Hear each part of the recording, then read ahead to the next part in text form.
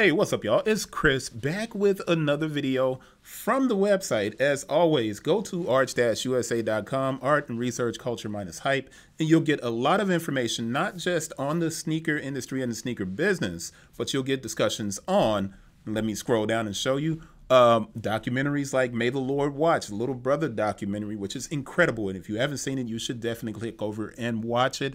Of course, you'll get the discussions on sneaker retail, and you'll get things like food reviews from the different places that I've eaten at across the country. So check out the website, bookmark it, visit it on a daily basis. I took all the ads off of it because I was irritated by the clutter.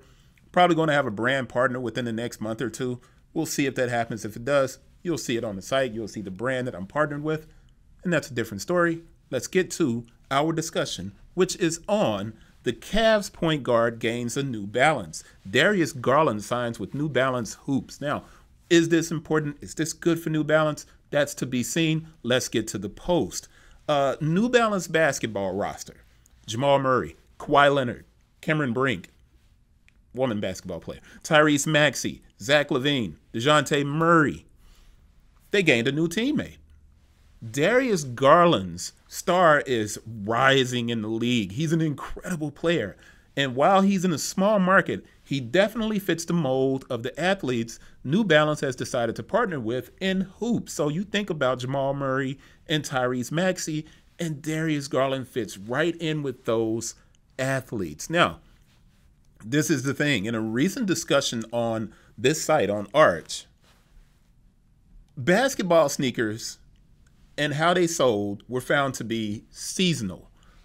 To read that article, you're going to have to go down and click on it here. But it's important that I bring that up because while hoops shoes once dominated the landscape of sneaker culture and sneaker sales, they have taken a backseat to casual athletic footwear, slides, and sandals. And now we all know that running shoes have a broader scope of influence and people wear running shoes everywhere. So although New Balance has a couple of the last NBA champions on their roster in Kawhi and Jamal Murray, data kind of shows that basketball isn't improving in sales for New Balance. Now, I don't have all of the data from shoe sales at stores, but when I walk into a Foot Locker, I can find some New Balance basketball shoes on sale.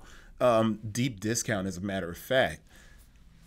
That's just one footwear chain. That doesn't mean that New Balance, that they aren't selling these shoes in mass amounts. We don't know.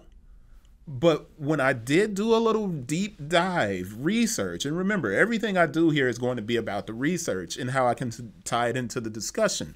So I took the keywords New Balance, two-way, and you see it here, and men's. So only looking at those shoes, using those keywords, I searched a year over year in third-party sales for the two-way New Balance hoops model. Now, this is the thing. The two-way has a version 1 through a version 4. So there's a lot of different shoes that come up in that data set. But here's the interesting thing. There simply aren't that many. And the two possible things that you can take from this data set that you see on the side, there aren't that many New Balance two-way hoop shoes entering the market. And interest peaks when the sneakers are marked down. So what is the data saying? Let's look at this and see. So if you see my mouse moving here, you see $33,000 worth of shoes sold, 360 pairs sold at an average of $92.51 per sneaker, and that was in 2022. Now I'm looking at January to November of 2022. We go to 2023 and we have a huge increase, almost double the amount of shoes sold. Actually, more than double the amount of money. $69,989.74 is the total number, total amount of money generated from 990 pairs sold. But what you see is a huge dip in the amount of the average price of those sneakers being sold, $70.13. This means that version 1 to version 4, these shoes are on deep discount somewhere because the average price has decreased and more pair are now selling. Now, you can look at that as a negative, or you can look at it as a positive and say that in 2023, Jamal Murray, who wears New Balance, won the NBA championship and sales took off. You can look at it one of two ways. There's no really hard way to dig into this data and commit it to one particular point of view. So I'm not saying this is a positive or a negative. As a matter of fact, you tell me, is this a positive or a negative? This increase in the number of shoes sold from 360 to 998. If you see the amount of money that goes up, but then you see the average sale price go down, you tell me. I want you guys to leave a comment and let me know what you think. So when I was discussing the idea of it being seasonal, this is why it's important. I did this big research on the Ja 1, right? And you can go in and get this paper and read it. It's a long paper. It's 27 pages, and it has all of this data in it that shows you sales of the shoes, and I give you the average price of what shoes should be, and if the Ja was going to be a really good sneaker. Now we can go back to it and discuss that. Now I can go back and revisit it. But the whole point is that I discovered that basketball was seasonal. Extremely important point.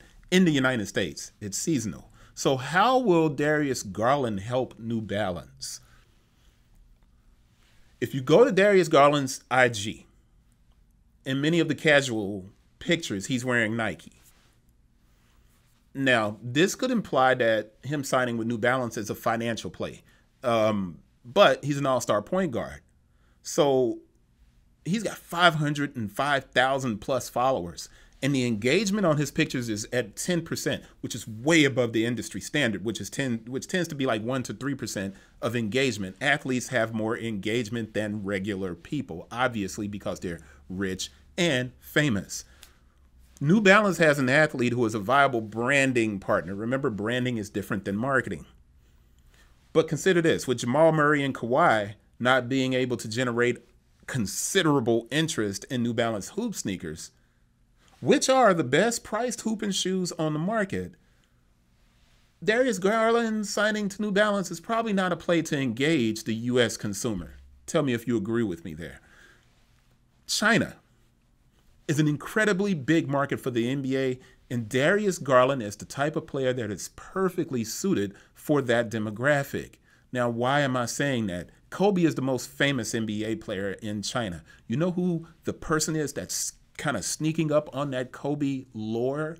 It's Steph Curry, a small, great shooting, incredibly smart basketball player with championships. But the next most famous player over there is Jeremy Lin, another small point guard.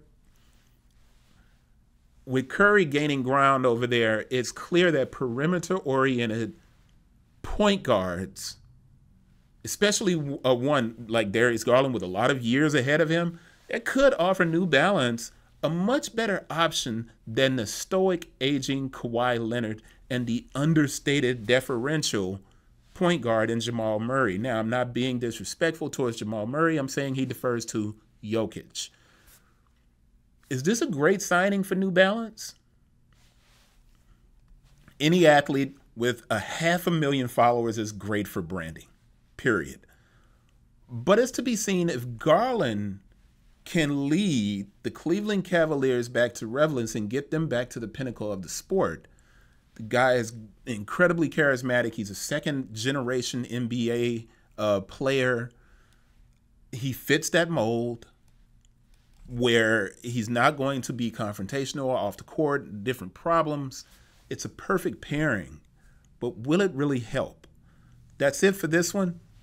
Make sure you guys are going to the website, bookmark it, visit it. I'll try to write something every day. Sometimes I don't, but check it anyway. Go and read some of those food reviews and all of the different information that you see on the site. If you have any questions, leave questions, man. And if you ask me something, I will typically do it in a video format to help you with your conversation and your dialogue about the sneaker industry. That's it. I'll see you guys on the next one. Peace.